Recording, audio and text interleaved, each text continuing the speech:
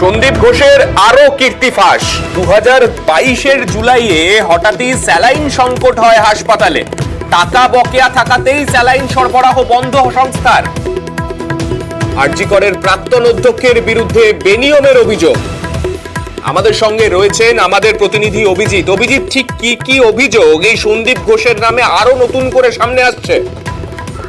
সার্বিক আরজি কর মেডিকেল কলেজের প্রাক্তন অধ্যক্ষ সন্দীপ ঘোষের যে অপরিসীম কীর্তি কাহিনী, সেই কীর্তি কাহিনীর আরো নতুন নতুন যে সংযোজন, তাতে গত 2022 সালে জুলাই মাসে হাসপাতাল জুড়ে তীব্র স্যালাইন সংকট দেখা যায়। ট্রমা কেয়ার সেন্টারে যেখানে দুর্ঘটনাগ্রস্ত ব্যক্তিদেরকে আনা হয়, সেখানে পর্যন্ত একদম একটা বোতলও স্যালাইন ছিল না। এবং সেই সময় জানা যায় যে স্যালাইন সরবরাহকারী যে সংস্থা, তাদেরকে মাসের পর মাস টাকা বন্ধ রাখা হয়েছে। তার ফলে তারা এক প্রকার বাধ্য হয়ে স্যালাইন সরবরাহ বন্ধ করে দেয়। এবং সেই সময় শোরগোল পড়ে যায় গোটা হাসপাতাল জুড়ে যে কিভাবে এই এত স্যালাইনের ব্যবস্থা করা হবে।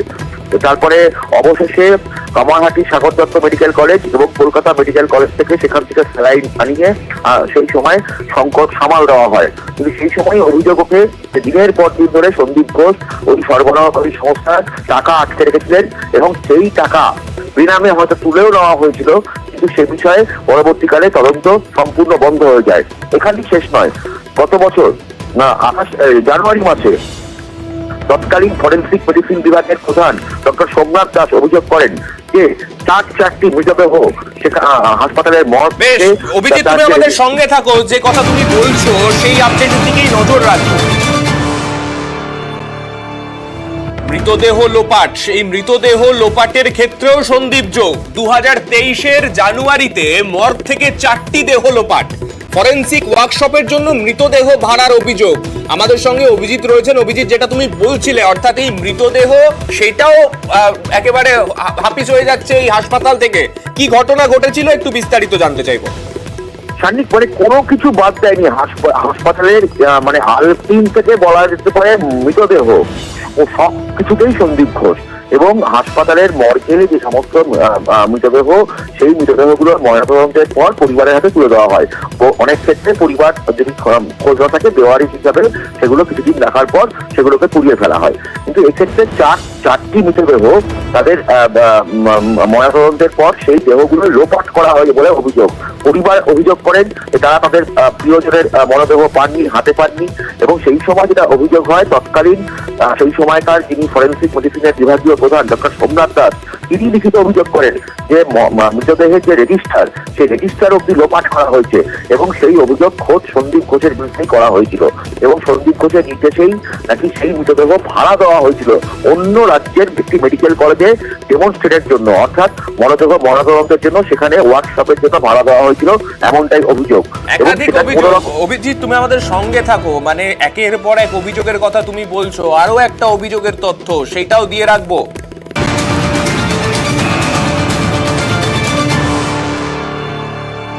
এতক্ষণ দেখছিলাম স্যালাইন, মৃতদেহ, এই সমস্ত কিছু। এবার মদ্যপানের আসরেও সন্দীপের মদত।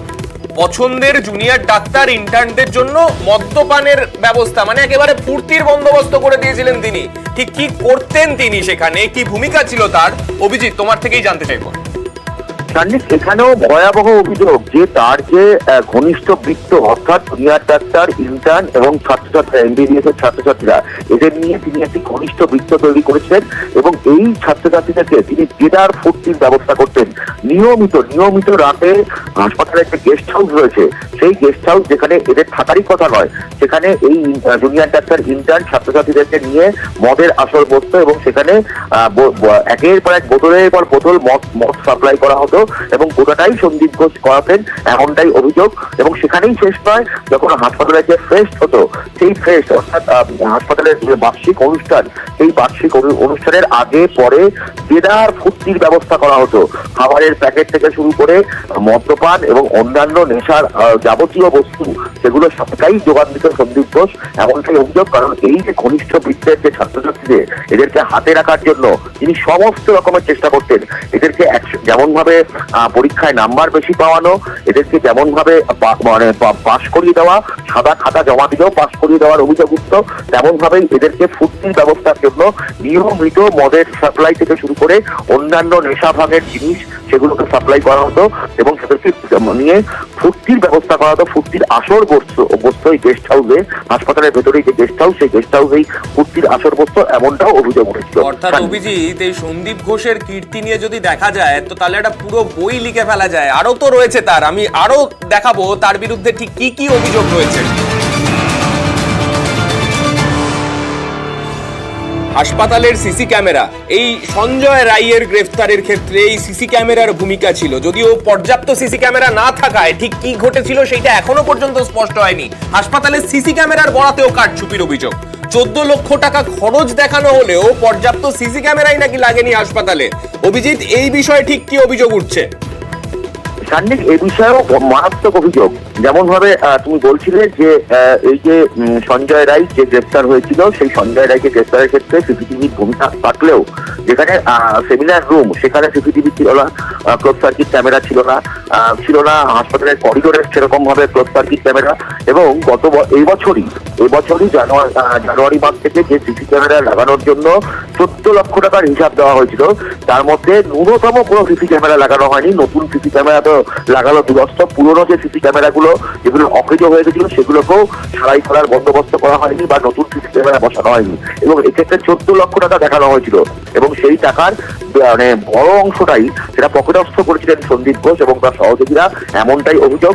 এবং এই বিষয়ে আন্দোলনকারী ছাত্রছাত্রীদের যিনি আইনজীবী, তিনি সুপ্রিম কোর্টেও সেখানকার প্রধান বিচারপতির বেঞ্চের কাছে এই বিষয়ে দৃষ্টি আকর্ষণ করেন যে 14 লক্ষ টাকা সিসিটিভির জন্য দেখানো হলেও হাসপাতাল জুড়ে পর্যাপ্ত সিসিটিভি তো নেই, এমনকি খুবই অল্প কয়েকটি ক্যামেরা বসানো আছে, প্রত্যাশিত ক্যামেরা। এবং এক্ষেত্রেও বড় সড়ো দুর্নীতি করেছিলেন বলে অভিযোগ এই প্রাক্তন প্রিন্সিপাল সন্দীপ ঘোষ। অর্থাৎ তুমি যেরকম বলছিলে আলপিন থেকে মৃতদেহ, সিসি ক্যামেরা থেকে স্যালাইন, যাতে দেখা যাবে সন্দীপ ঘোষের ভূমিকা কিন্তু এই হাসপাতালের সবকিছুর মধ্যেই ছিল। অনেক ধন্যবাদ তোমায় অভিজিৎ।